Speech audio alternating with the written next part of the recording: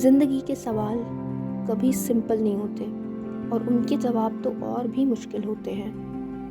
पर एक चीज़ है जो इन सवालों से भागना नहीं सिखाती, वो है फिलॉसफी, दर्शन शास्त्र। और आज हम उसी जर्नी की शुरुआत कर रहे हैं जिसका नाम है ग्रीक फिलॉसफी। सेक्शन 1, फिलॉसफी क्या होती है।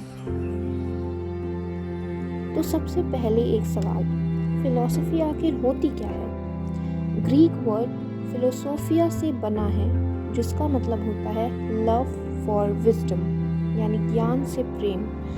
यानी जब कोई इंसान दुनिया के असली नेचर, अपने अस्तित्व, राइट और रॉन्ग के बारे में सोचता है, वो फिलोसोफर बन जाता है। और ग्रीक सिविलाइजेशन यानी कि पुरानी ग्रीस, उसी जगह से फिलॉसफी का जन्म हुआ। सेक्शन 2, फिलॉसफी का ओरिजिन ग्रीस। फिलॉसफी का असल ओरिजिन इंडिया या चाइना में भी मिलता है, लेकिन सिस्टमैटिक और लॉजिकल थिंकिंग के फॉर्म में सबसे पहले जहाँ फिलॉसफी फुल्ली ब्लूम हुई वो थी एंशिएंट ग्रीस। ये हुआ था अराउंड 6th सेंचुरी BCE में, यानी 6th century before common era, जब साइंस, लॉजिक और मेटाफिजिक्स अलग नहीं थे, यानी कि सब एक ही चीज़ का हिस्सा थे। और यहाँ से हम शुरुआत करते हैं ग्रीक फिलॉसफी की पहली स्टेज से। सेक्शन 3, टाइप्स और periods of Greek philosophy.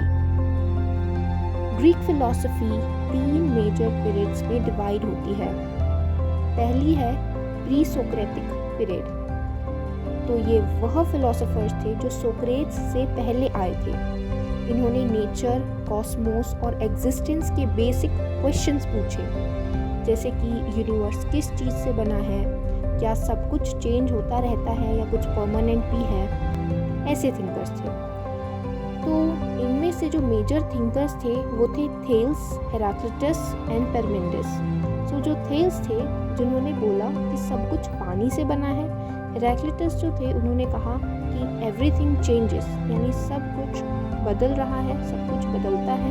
And पार्मेनिडेस, जिन्होंने कहा चेंज इज इल्यूजन, यानी कि बदलाव सिर्फ एक माया है। सेकेंड थे, जो सेकेंड पीरियड था वो था सोक्रेटिक या क्लासिकल पीरियड। इस पीरियड के 3 लेजेंडरी थिंकर्स हैं, Socrates, Plato and Aristotle. Socrates जो थे, उन्होंने सवाल पूछने का तरीका दिया। प्लेटो जो थे, उन्हीं के स्टूडेंट, सोक्रेट्स के स्टूडेंट, जिन्होंने आइडिया या फॉर्म्स की थ्योरी दी।